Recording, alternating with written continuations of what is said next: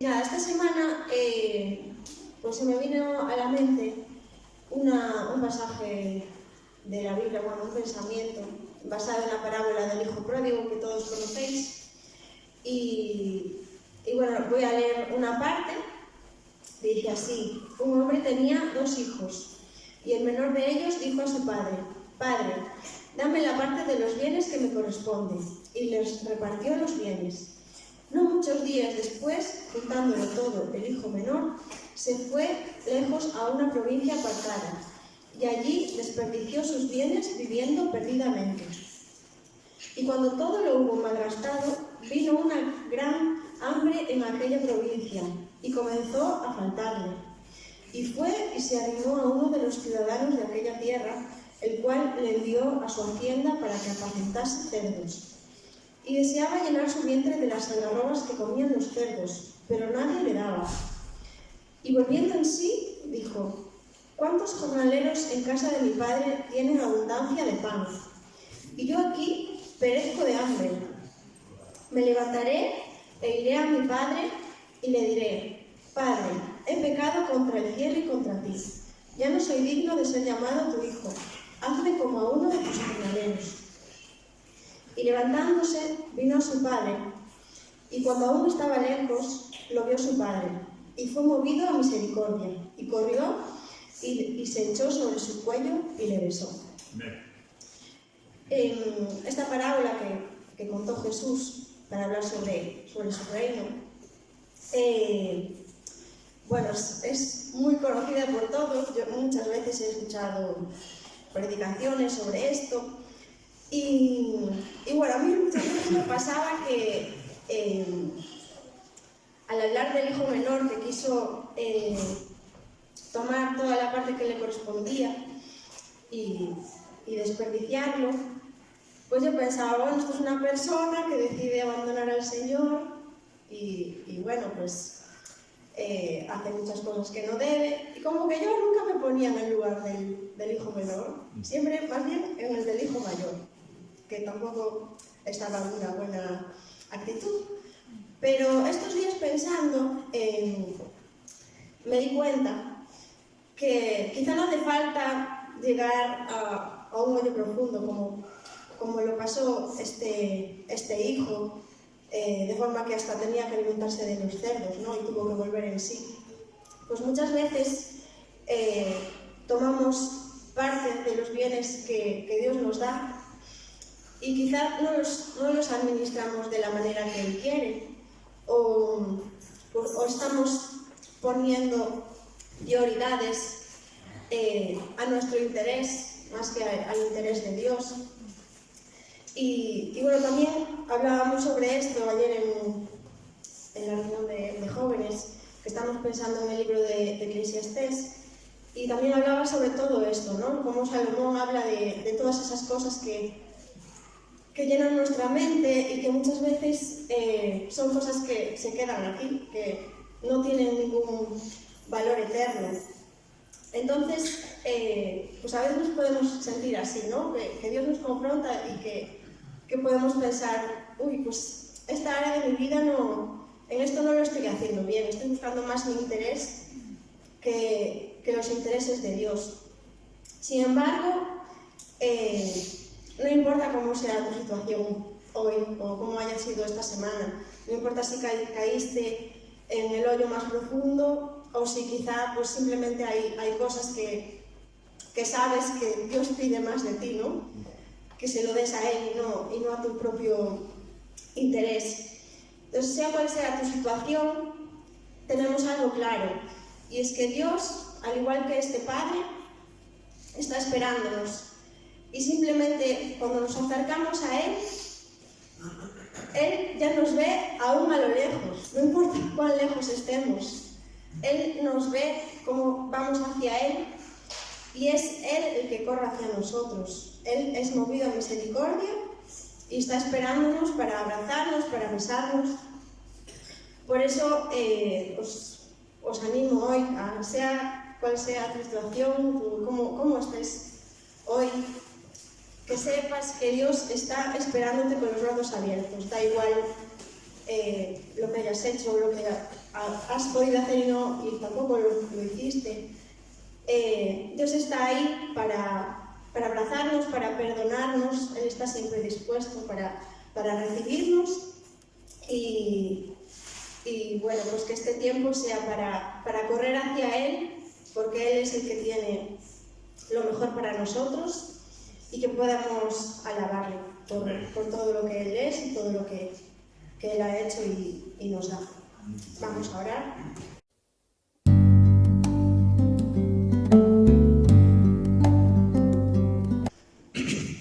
Quisiera llevarnos en esta mañana al libro del profeta Jeremías. Libro del profeta Jeremías, capítulo 31 y versículo 3. Libro del profeta Jeremías, libro del profeta Jeremías, capítulo 31 y versículo 3.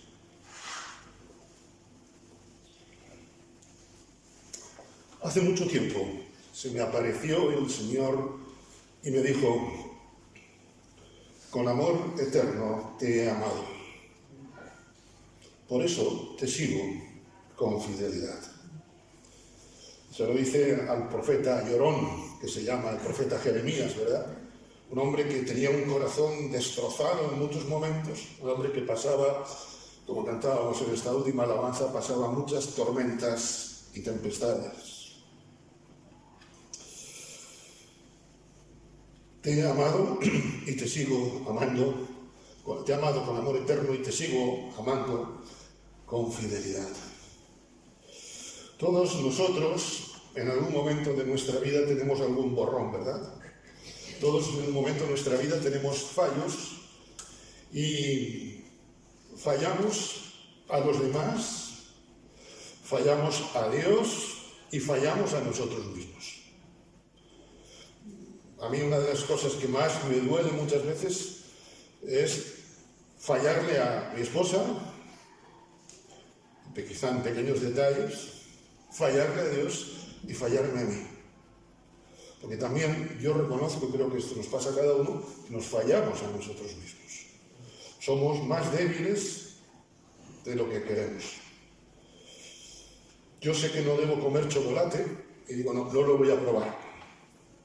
Y me he dado cuenta que la única forma de no probarlo es no teniéndolo en casa. Porque mi instinto chocolatero me hace encontrarlo. Digo, no, puedes dejarlo ahí, Marisa. El otro día trajimos unas tabletas, dije, Marisa, mira, no te preocupes que no las voy a tocar. Efectivamente, cuando ella fue a buscarla, le dije, ya han pasado mejor vida.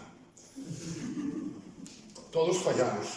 Y esto son cosas domésticas, pero ¿y cuándo son cosas espirituales? Cuando fallamos a Dios, permitidme, hay que decirlo con sus palabras, sus letras, cuando fallamos a Dios, pecamos. Nuestra vieja naturaleza tira de nosotros. Esto lo dice el apóstol Pablo muy evidentemente. El bien que quiero hacer, ese no lo hago, sino el mal que no deseo hacer.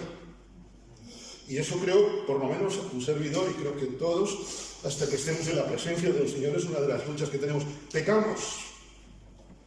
Hacemos promesas a Dios que no cumplimos. Te seguiré, le dijeron unos a Jesús, pero primero deja que...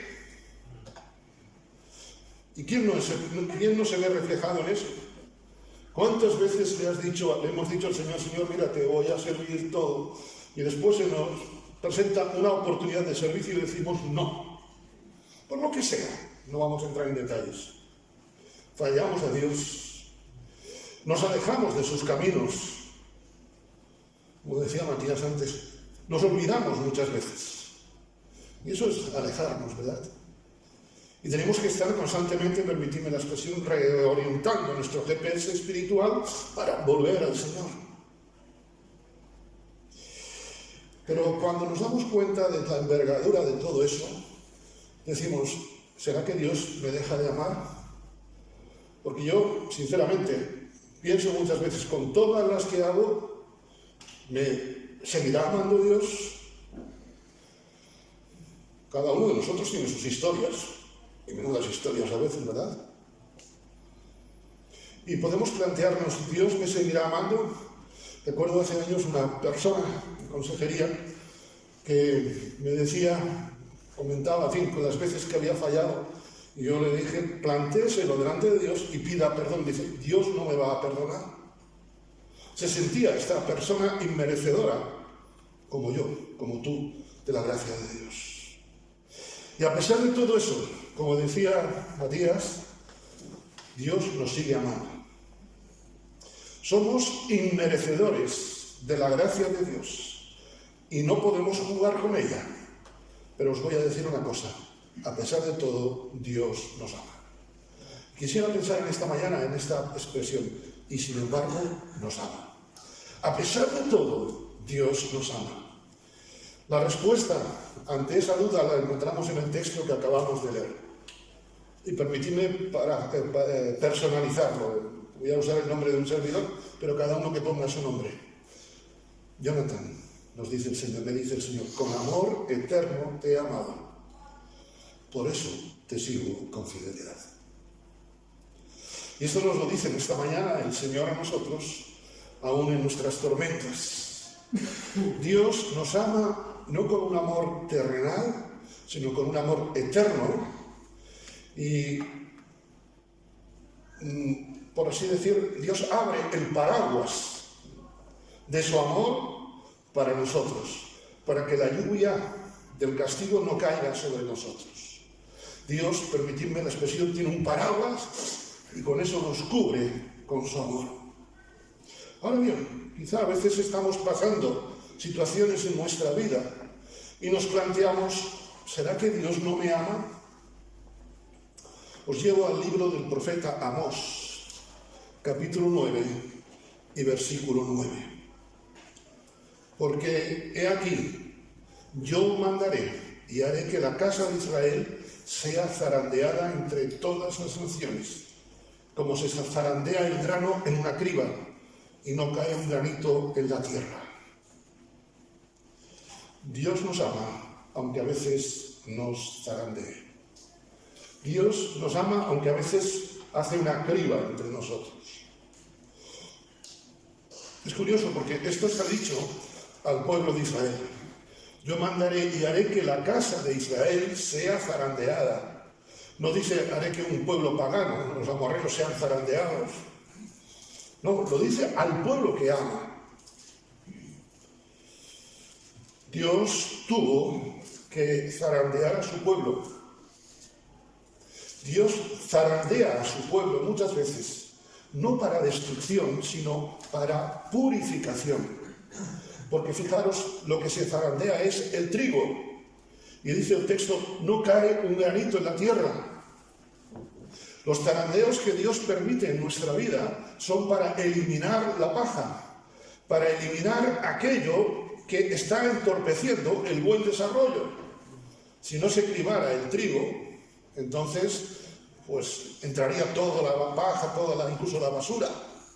Hay que ser zarandeado.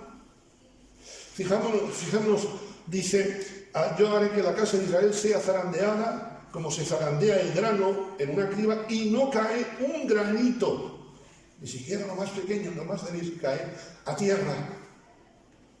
Dios elimina la paja, no elimina el grano. Hay momentos en los que Dios zarandea tu vida, zarandea mi vida. Y nos da unas movidas. Cuando cantábamos eso de tormentas, yo pensaba en las tormentas que a veces, cuando viajaba sobre todo en barco, algunas tormentas que pasé. Y eso te quedas. El otro día alguien me contaba de travesías duras en la mar. Y bueno, es tremendo, ¿no? A veces Dios hace eso en nuestra vida. A veces incluso puede parecer como si Dios estuviera enfadado con nosotros. Señor, si realmente me amas, ¿por qué me está pasando esto? Y Dios está haciendo una criba para bendición. Parece que nuestra vida a veces carece de sentido. Y nos sentimos como una gota en medio del océano que no sabemos por dónde nos viene la siguiente. Otro día estaba yo en un momento tranquilo Y en 10 minutos se me juntó todo. Que si llamadas, que si correos, que si mensajes, que si no sé qué. Y todo era para hace 5 minutos responderlo.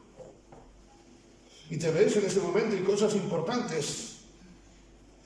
Dios nos ama a pesar de las circunstancias. Como decía Albert Einstein, Dios no juega a los dados. Dios está haciendo una obra en ti, aunque estés siendo zarandeado. ¿Sabes? Esto me lo he enterado yo. Y seguro que os voy a descubrir algo. El agricultor no le pregunta al trigo si quiere ser zarandeado. El agricultor zarandea al trigo. Me llamó la atención en la calle, la avenida de Vigo, donde empieza la avenida de Vigo, lo que es todavía el día de Vigo, final de Peregrina. Ahí el otro día había, por lo menos el viernes, unas vallas diciendo que el lunes no se puede aparcar, del lunes a jueves, porque van a podar unas palmeras. Y yo me quedé mirando a las palmeras y dije, ¿qué necesidad tienen? Ellas seguramente ignoran que necesitan ser podadas. Pero hay alguien que conoce mejor, por supuesto que yo, la jardinería y conoce todo este tipo de cosas y va a podarlas. Y esto seguro que cuando la palmera sea podada, en ese momento va a sentir, este viene a por mí. Pero es para que la palmera crezca mejor, para que la palmera no se pudra. ¿Me entiendes lo que quiero decirte, verdad? Dios a veces hace esto contigo. Dios no busca darnos la lata. Dios no es el amargafiestas. Dios lo que busca es sacar lo bueno de nosotros y por eso Él quiere obrar en nosotros. Dios no está enfadado contigo. Dios no está enfadado conmigo. Aunque a veces el que se enfada soy yo. Pero nunca Dios se ha enfadado contigo cuando se está zarandeando. Con amor eterno te he amado, por eso te sigo con fidelidad. Recordamos cuando Jesús le dice a Simón, Simón, Simón, he aquí Satanás os ha pedido para zarandearos como a trigo, pero yo he rogado por ti que tu fe no falte. Lo decíamos el jueves pasado, Dios incluso permite la acción de Satanás para manifestar su gloria en nosotros. Y esto a veces es un proceso no duro, la más de duro, ¿me entendéis? Ignoramos cuándo Dios permitirá que seamos zarandeados. Pero tenemos la promesa segura, te sigo con fidelidad. Tenemos la promesa de Jesús, yo ruego por ti para que tu fe no falte. Dios no quiere quitarte la fe, Dios quiere que tu fe sea genuina. Permitidme, antes de pasar al segundo punto, recuerda, Dios está más interesado en ti que tú mismo. Por eso mandó a su Hijo Cristo a morir en la cruz. Dios está tan interesado en mí que yo ni me entero. Yo no estoy ni una centésima parte de interesado en mí como está Dios. Por eso mandó a Jesús a morir por mí. Porque yo estaba muerto en mis delitos y pecados. Sofonías capítulo 3, versículo 17, un versículo que conocemos, incluso creo que muchas veces cantamos. El Señor tu Dios está en medio de ti, guerrero victorioso, se gozará contigo, en ti con alegría, en su amor guardará silencio, se regocijará por ti con cánticos de júbilo. En su amor guardará silencio. Otras versiones, la 60, callará de amor. Sin embargo, nos ama. Dios calla de amor por nosotros, aunque tenga mucho de qué acusarnos. Dios calla por el amor que me tiene. Y prefiero no imaginármelo. Pero yo me imagino que si Dios me acusara, bueno, aparte de que es cierto, que la acusación tendría un listado bien grande. Pero Dios me ama a pesar de eso. Las personas tratan de destruir a los demás con palabras de reproche. Y es curioso, y experiencias seguro que hemos vivido, generalmente las palabras más hirientes son de personas que dicen que se aman. Las palabras más, los reproches más grandes de personas, no, si yo te quiero, pero mira, yo te lo digo esto con todo cariño, pero ¡bumba! Tú dices, hijo mío, como decía el proverbio griego, que Dios me libre de los amigos, que de los enemigos me libro yo. Pues eso sucede. Las personas intentan destruir a los demás con palabras de reproche. Usan palabras hirientes. Ay, cuidado con cómo son esas navajas de las palabras sutiles, del juego en las palabras de doble sentido. Las personas tratan de destruir a los demás sacando los trapos sucios del pasado. Hay algunos que parece que son del CSI, ¿verdad? Tienen un bus que sacan todo el historial ahí. O las lavanderías, como queráis. Las personas tratan de destruir a los demás matando su corazón. Como no pueden hacerlo físicamente, lo que quieren es destruir el corazón de los demás. Conozco personas que su corazón ha sido herido y han quedado tocadas de por vida. Y el machetazo, la cuchillada, le vino de alguien de quien amaba, de quien no lo esperaba. Dios podría sacar a relucir nuestros errores. Perdón, Dios podría sacar a relucir nuestros pecados. Los niños, cuando son descubiertos, te dicen, lo primero que te dicen, aunque esté uno solo, yo no fui. ¿Verdad? Eso es un ruido que tienen los niños de pequeños, ¿no? ¿Sabéis? Los niños tienen un ruido que es dame, dame, y otro es yo no fui. Esto viene de fábrica. Y nosotros con Dios hacemos lo mismo. Para nosotros decimos, bueno, Señor, tienes que entender. ¿Cómo que tiene que entender esto? Claro. Sin embargo, el Señor calla por amor a nosotros. Porque si Dios nos acusase de algo, no sería como una acusación humana, que es muchas veces subjetiva. Es que un día me dijiste buenas tardes. No, y si no te dije nada. Sí que me lo dijiste. Y empezamos ahí las opiniones, que a veces consideramos que la opinión es lo cierto, cuando es solamente una opinión. Si Dios me acusara, si Dios te acusara, tiene argumentos y no son subjetivos, son objetivos. Argumentos veraces. Si Dios me acusara, no sería fruto de una pasión de Dios en ese momento, de empuje, una emoción. Cuando uno está a veces emocionado, uno dice barbaridades, ¿sí o no? ¿Veis? La persona soltar auténticas barbaridades en un momento de enfado, de enojo. Si Dios hiciera conmigo eso, pero Dios no lo va a hacer porque Dios calla de amor.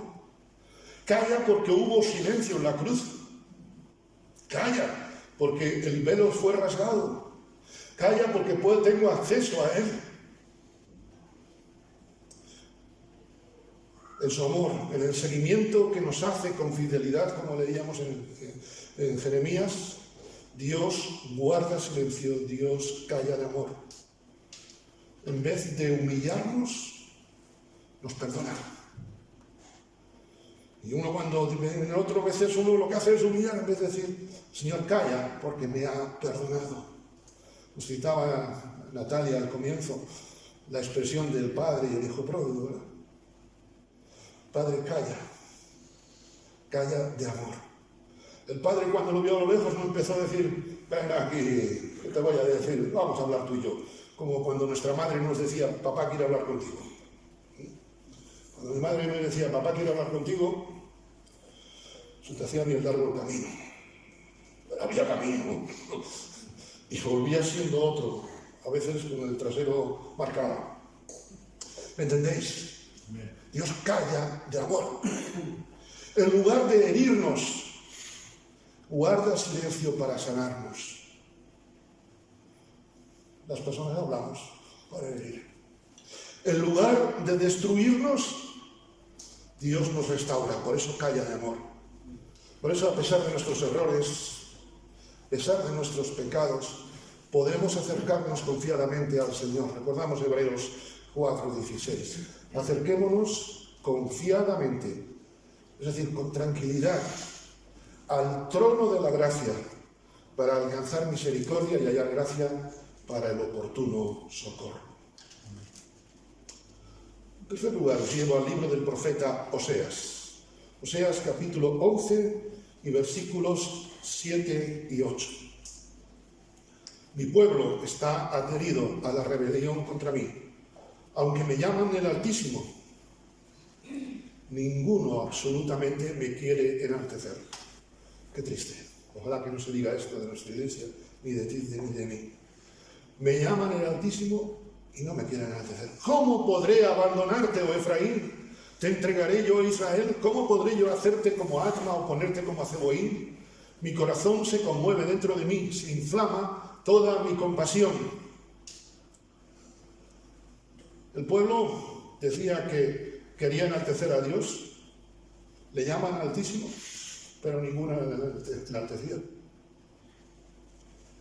Podemos estar esta mañana cantando el coro de los niños de Viena cuando eran pequeños, pero no estar alabando a Dios. Una cosa es cantar y otra cosa es alabar, ¿verdad? El pueblo decía, sí, Señor, tú eres el Altísimo, pero todos ponían a Dios. No te pasa eso a ti y a mí. Pero sí, el Señor es más grande, pero espérate, que esto es la iglesia el domingo, el jueves quedó de maravilla, pero después durante la semana. Dios podría derramar su ira por causa de nuestro pecado, pero nos ama y tiene compasión. Dios podría derramar su ira sobre ti y sobre mí. El pueblo se había rebelado contra Dios. Y no es que a lo mejor se rebelase en el sentido de querer enfadarse con Dios, simplemente darle la espalda. Muchas veces también, y lo recordamos en el desierto, el pueblo protestó contra Dios. Ojalá nos hubiéramos quedado en Egipto, qué bien vivíamos de esclavos. ¿Sí o no? Muchas veces el pueblo no quiso saber nada de Dios. Y un versículo que a mí es quizá de los más tristes de la Escritura y que para mí es un desafío de cara al futuro. Espero que no se diga de mí y de nuestra iglesia. Jueces 2:10. Toda aquella generación fue reunida a sus padres. Qué bonito. Pero, dice, y se levantó después de ellos otra generación que no conocía al Señor ni la obra que Él había hecho por Israel. Qué triste, ¿verdad? Claro, no habían enaltecido al Señor. Le llamaban, tenían un concepto religioso de Dios, no un concepto vivo de fe. La pregunta que el Señor nos hace en este texto que hemos leído, ¿cómo podré yo hacerte? ¿Cómo podré abandonarte? Es que, oye, merece que seas abandonado, Dios, si no lo reconoces. Si mi esposa viese que yo no la amo, diría, pues Jonathan, si no me amas, ¿yo qué voy a hacer contigo, hijo mío? Me mandaría a paseo. Y esto es lo que hacemos los seres humanos. Y Dios dice, pero ¿tú crees que yo te habría abandonado a pesar de ser como eres? Confesemos, queridos hermanos, por lo menos yo tengo que reconocer que no nos parecemos a Dios. Cuando otros cometen errores, nuestro corazón se inflama no de compasión, sino de ira. Nuestro corazón no se inflama de misericordia. ¿Cómo podré yo hacerte esto? Mi corazón se conmueve dentro de mí, se inflama toda mi compasión. Y cuando otros cometen errores, mi corazón no es como el de Dios, tu corazón no es como el de Dios. Reconozcamos. Una alabanza, recordamos, todo lo que hay dentro de mí necesita ser cambiado, necesita ser renovado. Cuando otros cometen errores, mi corazón se llena de ira, de enfado. Verás tú esto. Yo no soy rencoroso, pero tengo buena memoria. Yo. Se nos llena mi corazón de amargura. Una cosa es tener tristeza y otra cosa es amargura. ¿Qué es esto? Cuando otros cometen errores, quizás me puedes decir, exageres, eso a mí no me pasa. Ya, qué bien, pero espérate, déjate de ponerte la aureola. Cuando otros cometen errores, nuestro corazón muchas veces permanece impasible. Hace años un político muy conocido aquí en Galicia hablaba de otro líder político Y decía, no es que no quiera saber nada, es que lo ignoro. Porque si no quisiera saber nada ya sería mucho. Pero es que lo ignoro. A veces somos así. No, señor, rencor no le tengo, pero no quiero saber nada. Ese es nuestro corazón. ¿Te imaginas que Dios hiciese, permíteme una exageración, que nadie se me enfade, una sola vez de 100 que nosotros pecamos que Dios hiciera esto? Vale, perdona, una vez de 1000. Puedo rebajar lo que tú quieras, pero la cosa sería, solamente que Dios fallara, que Dios quitara su misericordia sobre nosotros, sería nuestra destrucción. Pero el Señor te dice, Pepe, Juan, Antonio, María, mi corazón se inflama de amor por ti. Si Dios actuase contigo, conmigo, como solemos hacer con otros, entonces, hace tiempo habríamos sido aniquilados, destruidos. Esto recapacitaré en mi corazón. Por tanto, esperaré. Por la misericordia del Señor no hemos sido consumidos. Qué bonito. Y esto lo dice Jeremías en tiempos de crisis. Por la misericordia del Señor no hemos sido consumidos porque somos guapos. Sí, lo somos, pero no es por eso. Porque nunca decayeron sus misericordias. Nuevas son cada mañana, grande es su fidelidad. Lamentaciones 3:21 que conocemos. Queridos hermanos, podemos estar seguros que no vivimos de historias, sino vivimos por la misericordia de Dios. No vivimos porque el aire sea gratis, vivimos porque Dios nos da su Espíritu. Os llevo al profeta Oseas también, en este caso el capítulo 14, versículo 4. Yo sanaré su rebelión, los amaré de pura gracia, porque mi ira se apartó de ellos. He conocido a personas, recuerdo un caso que conocimos en Canarias, una mujer literalmente nos decía, he gastado mucho dinero queriendo comprar cariño. Era una mujer destrozada, una mujer hecha polvo, nos daba muchísima pena. Y nos dijo esto una vez, he perdido muchísimo dinero, se han reído de mí porque he querido comprar cariño. Dios nos ama de pura gracia. El pago de esa gracia lo hizo Cristo en la cruz. Dios no nos deja de amar, ¿sabes por qué? Porque su amor depende de su gracia, no de nuestras acciones. Lo hemos dicho por activa y por pasiva. Dios no nos deja de amar porque su amor depende de su gracia, no de nuestras acciones. Os voy a decir algo, si el amor de Dios a mi vida dependiese de lo que yo soy, ¿sabes lo que merecería? Castigo.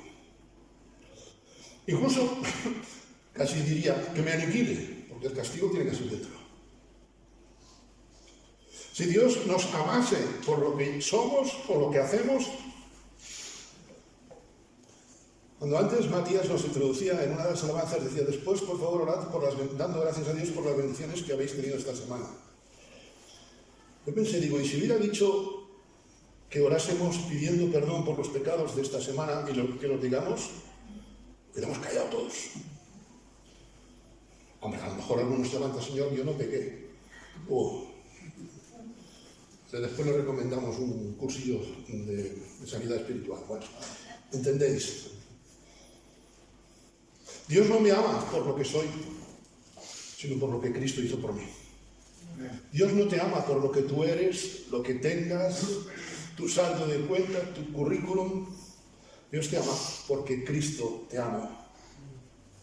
Dios no te ama por ser de tal o cual familia. Dios a mí no me salvó por ser hijo de pastor evangélico.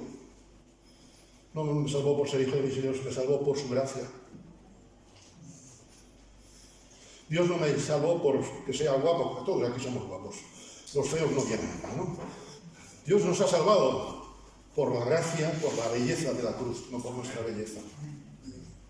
Dios no me ama porque yo asista a la congregación. Yo asisto a la congregación porque Dios me ama a mí. Dios Me ama nada más y nada menos que por gracia. Por pura gracia de Dios. Dios te ama, Dios me ama. Dios nos ama porque ha decidido amarnos, no por otra cosa. Esa es su decisión, su compromiso. El amor de Dios no está sujeto a condiciones o a circunstancias.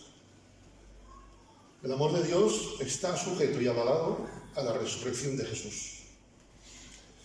No está sujeto el amor de Dios hacia mi vida a de lo que otros hablen o digan por mí. Algunos hacen, lo digo con sumísimo respeto, actos por las personas que han fallecido para que Dios tenga misericordia. Mira, nadie puede hacer nada por mí, solamente lo hace Cristo. No es una cuestión de religión, sino una cuestión de fe. Dios me ama a pesar de las circunstancias. Hace algunos años salía la broma, eso de que ahora las parejas se casan hasta que la muerte los separe, tendrían que añadir, por la hipoteca nos consuma. Estoy seguro, decía el apóstol Pablo, estoy seguro, a mí di lo que quieras, pero mira, ni la muerte ni la vida, ni ángeles, ni principados, ni potestades, ni lo presente, ni lo porvenir, ni ninguna otra cosa creada me pueden separar del amor de Dios manifestado en Cristo Jesús, Señor nuestro. Y permíteme dirigirme a cada uno de vosotros. Es indudable que ni la muerte ni la vida, ni ángeles, ni principados, ni potestades, ni lo presente, ni lo futuro, ni lo alto, ni lo profundo, ni ninguna otra cosa creada te pueden separar del amor de Dios manifestado en Cristo Jesús, Señor nuestro. Bendito sea el Señor. Gloria a Dios, que su amor depende de Él y no de nosotros.